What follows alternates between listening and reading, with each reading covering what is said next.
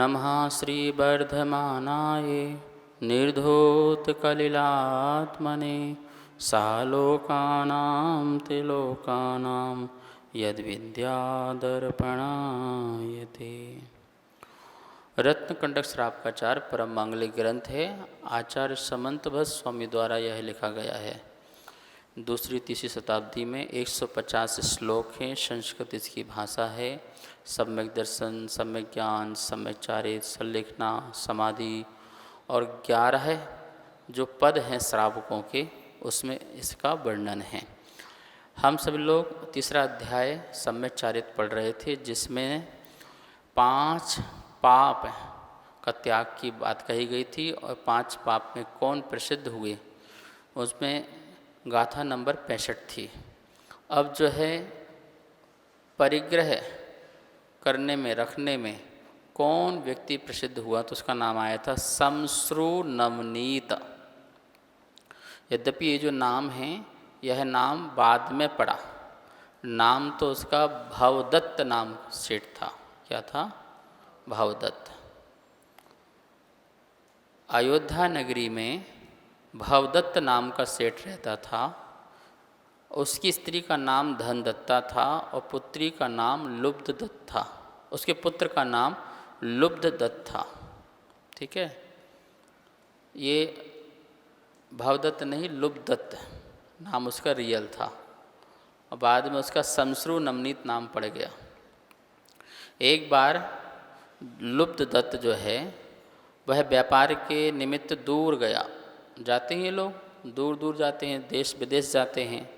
वहाँ उसने धन कमाया और बहुत धन उसने इकट्ठा किया, बहुत मेहनत की, बहुत पुरुषार्थ किया। व्यक्ति पुरुषार्थ से क्या नहीं कमा सकता। व्यक्ति यदि आलसी प्रमादी होगा तो वो कुछ नहीं कर सकता अपने जीवन में, लेकिन हर पल सजग और सतर्क रहेगा और हमेशा कुछ करने की सोचेगा तो वो व्यक्ति बहुत कुछ कर सकता है। लुब्धदत्त ने भी बहुत ज़्यादा मेहनत की और अल्प समय में ही उसने बहुत धन कमाया, लेकिन वह धन का भोग पाए ये भी तो ज़रूरी नहीं है ना। मेहनत तो कर ली, लेकिन उसके असाता कर्म का उदय आया और चोरों ने उसका सारा धन क्या कर लिया। कितना दुख होता है, कितना कष्ट, कितनी पीड़ा होती है जब व्यक्ति इतनी मेहनत करे, कमाए, मेहनत करे अपने बच्चों परिवार के लिए या दान पुण्य के लिए, और कोई ऐसे ही उसे ले जाए। तो बहुत दान देगा तो उससे खुशी मिलेगी, लेकिन कोई उसे व्यर्थ ही उसका धन चुरा ले तो उसे बड़ा कष्ट होता है, बड़ी पीड़ा होती है। इसलिए सप्तव्यसन में कहा कि चोरी का त्याग करो। क्या करो? चोरी का त्याग।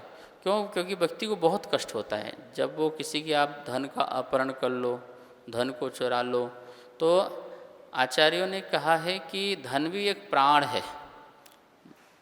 वैसे उसके प्राण नहीं है, जीने के लिए जरूरी नहीं है, ठीक है ना। गाय बैलों के पास धन नहीं है तब भी जी रहे हैं, लेकिन मनुष्यों के पास धन ना हो तो वो नहीं जी सकते। इसलिए उसके लिए धन ही उसके लिए क्या है? प्राण हो जाते हैं। तो उसका धन कोई चुराएगा तो उसे बहुत कष्ट होगी, पीड़ा होगी। और किसी को कष्ट और पीड़ा देना ये हिंसा है। ये क्या है? महावीर स्वामी ने इसे हिंसा कहा। अहिंसाणु जो व्रती होगा वो इस प्रकार से कार्य नहीं करेगा। तो उसने मेहनत तो खूब की लुब्धदत्त ने, लेकिन क्या करें, उसके धन को चोरों ने चुरा लिया, अपहरण कर लिया और अत्यंत वह दुखी हुआ, बहुत परेशान रहा, हताश रहा। जब व्यक्ति बहुत ऊपर तक पहुंचता है और एकदम से कुछ हाथ से चला जाता है तो हताश हो जाता है। फिर सोचता है कि अब क्या करें, अब कुछ नहीं करना जीवन में। जैसे कोरोना काल में लोगों ने के मन में क्या आ गया, भैया कुछ नहीं रखा संसार में, दिन रात 24 घंटा मेहनत करो और कब किसका क्या हो जाए पता। तो लोगों ने बिल्कुल हाथ धर के बैठ गए, भैया अब जो है उसी में खुश रहो, थोड़ा कमाओ, कम खाओ, कम खाओ, गम खाओ। ऐसे करके लोग अपना जीवन यापन करने लगे। तो वो बहुत निर्धन हो गया और निर्धन होकर के यहाँ वहाँ घूमने लगा। वहाँ उसने किसी एक समय एक गोपाल से पीने के लिए छाछ मांगी। उसका कुछ था नहीं कि भाई मुझे बहुत भूख लगी है और मुझे कुछ दे दो। तो गोपाल जो गायों को चराते हैं तो उसके यहाँ दूध निकलता होगा, तो उसके यहाँ छाछ भी निकली होगी। तो उसने छाछ देखी तो बोले कि मुझे क्या दे दो, थोड़ी सी छाछ दे दो जिससे मेरी भूख या क्षुधा जो है शांत हो जाए। तो उसने थोड़ी सी उसको छाछ दे दी, छाछ दे दी, और वो छाछ उसने पी। चूँकि वो इतना निर्धन हो चुका था कि उसके बाल माल सब क्या थे, बहुत बड़े बड़े हो गए थे। उसके पास ये भी नहीं था कि वो अपने बाल को भी निकलवा सके। तो जैसे उसने छाछ पी तो मक्खन क्या रह गया, उसके बालों में, मूछ की बालों में, समश्रु कहते हैं मूछ को। मूछ का नाम क्या है संस्कृत में, समश्रु, और मक्खन को कहते हैं नवनीत। ठीक है ना। तो उसने छाछ पी, और छाछ पी के फिर देखा कि वो सफ़ेद बाल में रह गया तो उसने मक्खन निकाला। तो उसके मन में आया कि ये सही है कि फिर मैं मक्खन निकालूंगा तो रोज़ इकट्ठा करते जाऊंगा, तो उससे घी बनाऊंगा, घी से फिर बहुत सारा घी हो जाएगा, और फिर मैं घी की से पैसा कमा के फिर मैं गाय खरीद लूँगा। फिर एक गाय से फिर 2 गाय, फिर 3 गाय, फिर उसके बच्चे, उसके बच्चे, उसके बच्चे, फिर डेयरी खुल जाएगी। डेयरी खुल के बहुत बड़ी मिल खुल जाएगी, डेयरी मिल्क हो जाएगी, बहुत सारे आइटम्स बेचूँगा, और मैं क्या हो जाऊँगा, है मुंगेरी लाल के सपने सुने। हाँ, तो ऐसे ही जो है ये लुब्धत सेठ ने भी जो है, लुब्धत जो था उसने भी इसी प्रकार से जो है वहाँ पर अपना सोच लिया। तो वहाँ पर एक झोपड़ी में रहता था, तो वो कलेक्ट करता था, थोड़ा थोड़ा कलेक्ट कर, थोड़ा घी, इतना सा घी इकट्ठा हो गया तो बड़ा खुश हुआ, अरे अब इतना हो गया, बेचूंगा तो मुझे पैसा मिलेगा। तो वो ऐसे ही उसको लेकर के विचार मग्न रह रहा था। वो एक दिन ऐसे सोचते सोचते सो गया तो खो गया, और सपने में फिर वही सारी बातें, ठीक है ना, मैंने ऐसा किया, मैंने घी बेचा, फिर मैं उस पैसे से एक गाय खरीद ली, फिर गाय से फिर बच्चे हुए, फिर उसके बच्चे हुए, फिर उसके बच्चे हुए, फिर उसके बच्चे हुए, फिर बहुत सारा पैसा बन गया मेरे पास। मैं तो उस सेठ का श्रीमंत नगर का श्रीमंत बन गया। इतना हो गया कि राजा भी मेरे से अधीन हो गया, पैसा कमाया, मतलब इतना बड़ा होकर राजा तक पहुंच गया। कहाँ तक पहुंच गया वो, राजा तक। और जब राजा होगा तो बहुत सारी पत्नी भी होंगी, बहुत सारी नारियां भी होंगी, मेरी सेवा भी करेंगी, और मैं उनसे प्रेम से कहूँगा कि तू मेरे पैर दबा, ठीक है ना। और यदि वो मेरे पैर नहीं दबाएगी तो फिर मैं उसे पैर से ही मारूंगा, तो ठीक है ना। तो वो उसने क्या किया, सपने में ही पैर से मारना था, लेकिन उसने हकीकत में ही पैर से मार दिया, ठीक है ना। और जो वो कांच की शीशी में जो घी रखा था वो क्या होगा, वो सारा का सारा गिर गया। उठा, ये क्या हो गया, ओहो, तो ये तो मेरा सारा सपना चकना चूर हो गया। तो देखो उसे कुछ नहीं मिला, सारा जो था वो सारा का सारा ख़त्म हो गया। तो कहने का मतलब है परिग्रह की जो आशा रखते हैं, ये कहानी इसलिए बताई है, आदमी हकीकत में तो मेहनत करते ही करता है, तो उसकी क्या बताना। सामने व्यक्ति खूब कमा रहा है, करोड़पति अरबपति बन रहा है, लेकिन इतना लोभी कि सपने में करोड़पति बन रहा है, कुछ भी हाथ नहीं है, और इतना करोड़पति अरबपति राजा चक्रवर्ती कहाँ तक के ख्वाब सोच लिए। तो सोचो उसके अंदर दिन रात कितनी उसके परिग्रह के प्रति आसक्ति होगी। दिन में भी खुली आँख से सपने देखता होगा, और जब सो गया तो बंद आँख से भी क्या देख रहा है, तो महालोभी रहा लुब्धस। इसलिए उसका नाम क्या पड़ गया, उसे जगत में उसको समश्रु नवनीत कहने लगे। और वो इसी प्रकार की इच्छाओं में जलता रहा, उसे मिला कुछ नहीं, दिन रात आशा के दीप जलाता रहा। लोग आशा में जीते हैं, चलो कोई बात नहीं, आज नहीं कल हो जाएगा, कल या परसों हो जाएगा, चलो अब हो जाएगा, अब हो जाएगा। और इच्छाओं का आकाश अनंत होता है। क्या होता है, आकाश अनंत होता है, जैसे आकाश का कोई अंत छोर नहीं होता है, ऐसी इच्छाओं का भी कभी अंत नहीं होता है। इच्छाएं तो बढ़ती जाती हैं, एक की एक बात बढ़ती जाती हैं। इच्छा शांत हो जाए तो सुख ना मिल जाए, ठीक है ना।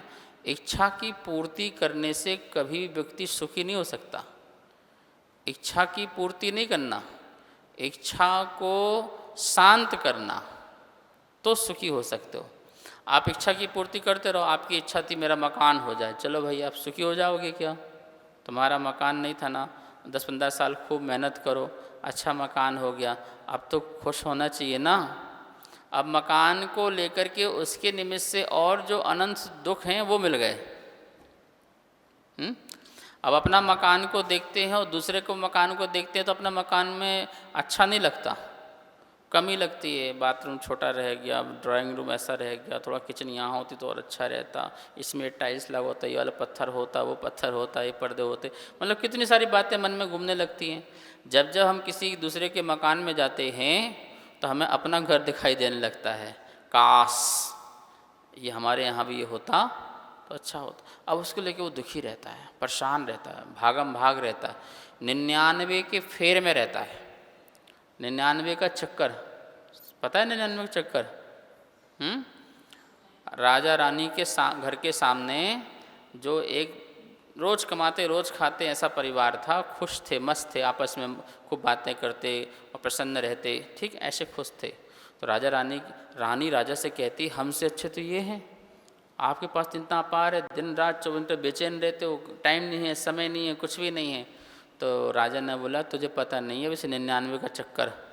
बोले 99 चक्कर क्या होता है? बोले बताता हूँ, प्रैक्टिकल करके दिखाता हूँ। तो उसने क्या किए, चांदी के सिक्के 99 लिए और उसके द्वारे में रात को डलवा दिए। जब वो सुबह उठा तो उसने एक उठाया, फिर एक यहाँ एक वहाँ करते करते करते खुश हो रहा था। और पूरे उठाने के बाद गिना तो कितने, 99। पत्नी को बताया और मत्था ऐसे मत्थे में हाथ रख करके बैठ गया। पत्नी ने कहा क्या हुआ? बोले आज तो बड़ा भाग्य था, बड़ी किस्मत थी और ये 99 सिक्के मिले हैं। तो फिर ऐसे क्यों बैठे हो, खुश होना चाहिए ना, लक्ष्मी तो घर में चल के आई है। बोले मैं ये सोच रहा हूँ कि एक यहाँ वहाँ और होगा, उसे ढूंढते हैं। तो उन्होंने 1 घंटा 2 घंटा 3 घंटा शाम तक ढूंढते रहे, वो मिले ही नहीं। फिर बैठ गए। बोले अब उदास क्यों? कि नहीं मैं सोच रहा हूँ 100 तो 100 के चक्कर में करने के लिए वो तो रोज़ जाता था 11-12 बजे काम से, कल से निकल गया 6 बजे से।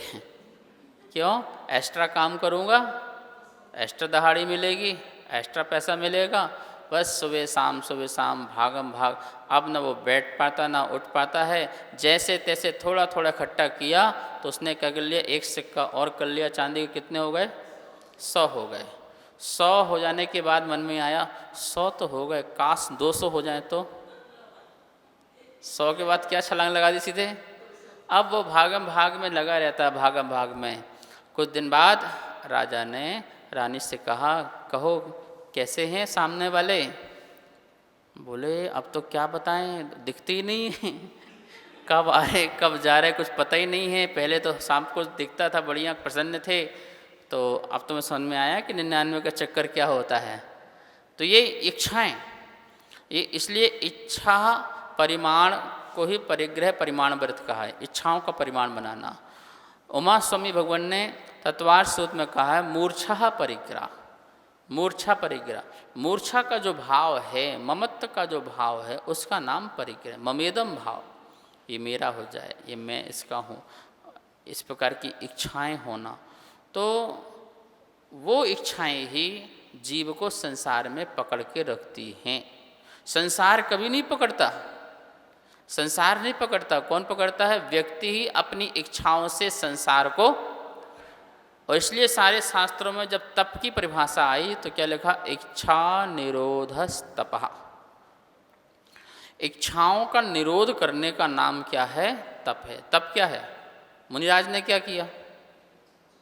इच्छा का निरोध किया, तभी तो यहाँ पर है, ठीक है। वस्त्र के प्रति इच्छा, भोजन के प्रति इच्छा, परिवार के प्रति इच्छा, गृहस्थ पने के प्रति इच्छा, सारी इच्छाओं का निरोध किया तभी तो यहाँ पर हैं।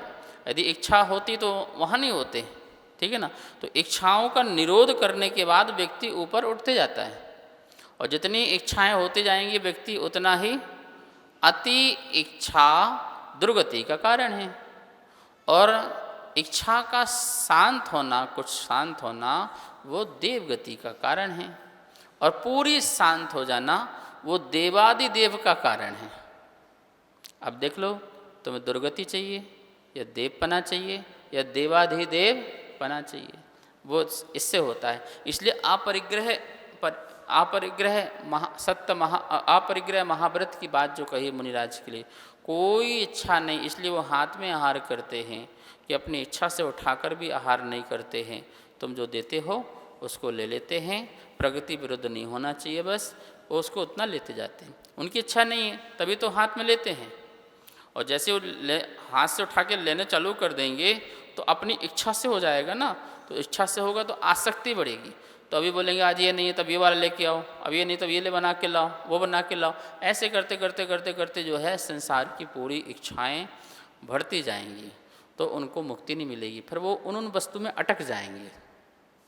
कोई घर में अटका है, कोई परिवार में अटका है, कोई पद में अटका है, कोई पैसे में अटका है, ठीक है ना, कोई धन में अटका है, कोई भोजन में अटका है, कोई भोग में अटका है। ये सब अटके हुए हैं और अटक अटक करके उनको पकड़े हुए हैं, जकड़े हुए हैं, और जब तक ये रहेगा तब तक कह रहे हैं वो पाप कहलाएगा। इसलिए परिग्रह को पाप कहा है। ये सामग्री को पाप नहीं कहा, घर मकान दुकान को पाप नहीं कहा, ये ध्यान रखना। इसके प्रति जो ममत्व परिणाम है उसको पाप कहा है। इसके प्रति जो इच्छाएं अनंत जागृत हो रही हैं उसको पाप कहा है। जैसे शमश्रु के पास कुछ नहीं था लेकिन उसकी इच्छा चक्रवर्ती तक की हो गई, चक्रवर्ती तक के पद की प्राप्ति की इच्छा हो गई। सोचिए, कुछ भी नहीं था, झोपड़ी में, घास की झोपड़ी में रह रहा था वो, लेकिन इच्छा चक्रवर्ती तक की हो गई। बोले इसका नाम पाप है। इसलिए वो प्रसिद्ध हुआ कि कुछ भी ना होते हुए वो कहाँ तक की सोच सकता है, इतना परिग्रह लाद सकता है। ये परिग्रह की एक कहानी यहाँ पर है, पाप की कहानी यहाँ पर है। तो आप ये मत समझना कि परिग्रह होगा तो पापी होंगे, नहीं है तब भी इच्छा है तो भी पापी हो, तो भी वो पाप कर रहा है। तो ऐसा शमश्रु की यहाँ पे जो है कथा के माध्यम से हम शिक्षा लें कि हम अपनी इच्छाओं को शांत करें, अपने संतोष भाव को रखें, जितना है उसमें ही संतुष्ट रहें, ठीक है ना, ज़्यादा भागे नहीं। सद्भाव का नाम सुख है और अभाव का नाम दुख है, तो अभाव में नहीं सद्भाव में जिए।